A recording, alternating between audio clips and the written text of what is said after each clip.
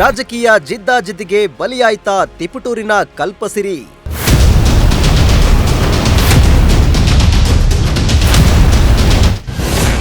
ಆಹ್ವಾನ ಪತ್ರಿಕೆ ವಿವಾದಕ್ಕೆ ಮತ್ತೆ ಮುಂದೂಡಿದ ಉದ್ಘಾಟನಾ ಕಾರ್ಯಕ್ರಮ.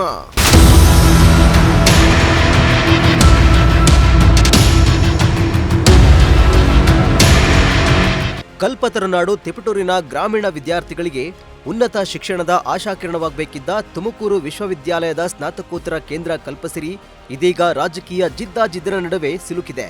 ಜುಲೈ 8ರಂದು ಉಪಮುಖ್ಯಮಂತ್ರಿಯಾಗಿ ಡಾಕ್ಟರ್ ಜಿ ಪರಮೇಶ್ವರ್ ಅವರಿಂದ ಉದ್ಘಾಟನೆಯಾಗಬೇಕಿದ್ದ ನೂತನ ಕ್ಯಾಂಪಸ್ ಕರಪತ್ರ ವಿವಾದದ ಹಿನ್ನೆಲೆ ಕೊನೆ ಕ್ಷಣದಲ್ಲಿ ಜುಲೈ 13ಕ್ಕೆ ಮುಂದೂಡಲಾಗಿದೆ.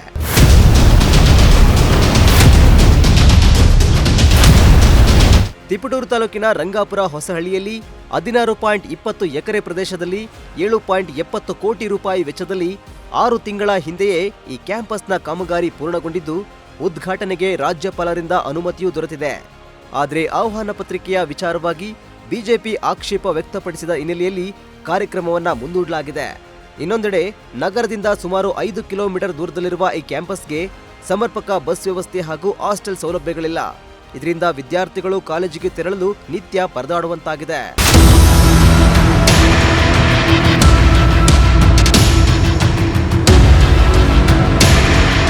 ಇನ್ನು ಈ ಕುರಿತು ಮಾಜಿ ಸಿಂಡಿಕೇಟ್ ಸದಸ್ಯ ರಾಜು ಮಾತನಾಡಿ, ತಿಪಟೂರು ಸುತ್ತಮುತ್ತಲಿನ ಗ್ರಾಮೀಣ ಭಾಗದ ಬಡ ವಿದ್ಯಾರ್ಥಿಗಳಿಗೆ ಉನ್ನತ ಶಿಕ್ಷಣ ಸಿಗಲಿ ಎಂಬ ಉದ್ದೇಶದಿಂದ ಸಾಕಷ್ಟು ಹೋರಾಟ ಮಾಡಿ ಭೂಮಿ ಮತ್ತು ಅನುದಾನ ತರಲಾಗಿತ್ತು.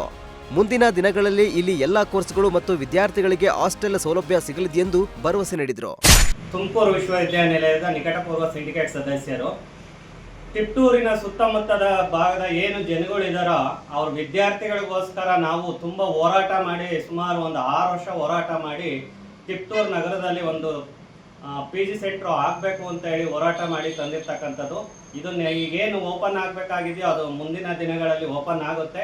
ಇದಕ್ಕೆ ಯಾವುದೇ ರೀತಿ ಎಲ್ಲರದು ಸಹಕಾರನ ನಾವು ತಗೊಂಡು ಮುಂದಿನ ದಿನಗಳಲ್ಲಿ ಎಲ್ಲ ವಿದ್ಯಾರ್ಥಿಗಳಿಗೂ ಕೂಡ ಅನುಕೂಲ ಆಗೋ ದೃಷ್ಟಿನಲ್ಲಿ PG ಸೆಂಟ್ರನ್ನ ಓಪನ್ ಮಾಡಿ ಅದರ ನಿಟ್ಟಿನಲ್ಲಿ ಇನ್ನೊಂದು ಬೇರೆ ಬೇರೆ ಕೋರ್ಸ್ಗಳನ್ನ ತಂದು ಈ ಗ್ರಾಮೀಣ ಭಾಗದ ವಿದ್ಯಾರ್ಥಿಗಳಿಗೆ ಅನುಕೂಲ ಆಗೋ ನಿಟ್ಟಿನಲ್ಲಿ ತುಮಕೂರು ವಿಶ್ವವಿದ್ಯಾನಿಲಯ ಯಾವತ್ತೂ ಕೂಡ ವಿದ್ಯಾರ್ಥಿಗಳ ಪರವಾಗಿರ್ತಿದೆ ಅಂತ ಹೇಳೋದಕ್ಕೆ ನಾನು ಈಗ ವಿದ್ಯಾರ್ಥಿಗಳಿಗೆ ಹೋಗಿ ಬರೋದಕ್ಕೆ ಮೂಲ ಸೌಕರ್ಯಗಳ ಕೊರತೆ ಇದೆ. ಅದನ್ನು ಕೂಡ ಮುಂದಿನ ದಿನಗಳಲ್ಲಿ ನಾವು ಸರಿಪಡಿಸ್ತೀವಿ. ಪ್ರಥಮವಾಗಿ ಅಲ್ಲಿಗೆ ಓಡಾಡೋದಕ್ಕೆ ಬಸ್ಸಿನ ಸೌಕರ್ಯನೂ ಕೂಡ ಯೂನಿವರ್ಸಿಟಿ ಮುಖಾಂತರ ಮತ್ತು KSRT ಒಂದು ಸಹಭಾಗಿತ್ವದಲ್ಲಿ ನಾವು ವ್ಯವಸ್ಥೆಯನ್ನು ಮಾಡಿಕೊಡ್ತಕ್ಕಂಥದ್ದು. ಆಮೇಲೆ ಸಿಟಿನಲ್ಲಿ ವಿದ್ಯಾರ್ಥಿನಿಯರಿಗೋಸ್ಕರನೇ ಒಂದು ಹಾಸ್ಟೆಲ್ನ ವ್ಯವಸ್ಥೆ ಮಾಡ್ತಾ ಇರ್ತಕ್ಕಂಥದ್ದು. ವಿದ್ಯಾರ್ಥಿಗಳಿಗೆ ರಂಗಾಪುರದಲ್ಲಿ ಈಗಾಗಲೇ ಮಾತಾಡಿದ್ದೀವಿ, ಅಲ್ಲೂ ಕೂಡ ವಿದ್ಯಾರ್ಥಿಗಳಿಗೆ ಒಂದು ಹಾಸ್ಟೆಲ್ ವ್ಯವಸ್ಥೆ ಮಾಡಿಕೊಡ್ತಾರೆ. ಮುಂದಿನ ದಿನಗಳಲ್ಲಿ ಜನಪ್ರತಿನಿಧಿಗಳು ಮತ್ತು ಇಲ್ಲಿರ್ತಕ್ಕಂಥ ಸಮಾಜ ಸೇವಕರ ಒಂದು ಅನುದಾನದಲ್ಲಿ ನಾವು ಒಂದು ಏನು ವ್ಯವಸ್ಥಿತವಾಗಿ ಹಾಸ್ಟೆಲ್ನ ವ್ಯವಸ್ಥೆ ಮಾಡ್ತೀನಿ ಅಂತ ಹೇಳಿ ನಿಟ್ಟಿನಲ್ಲಿ ಹೇಳಕ್ಕೆ ಇಷ್ಟಪಡ್ತೀನಿ.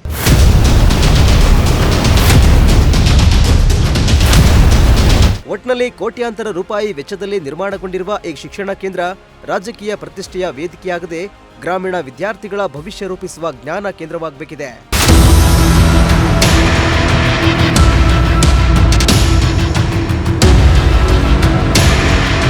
ಕಿರಣ್, ಪ್ರಜಾಶಕ್ತಿ ಟಿವಿ, ತಿಪಟೂರು.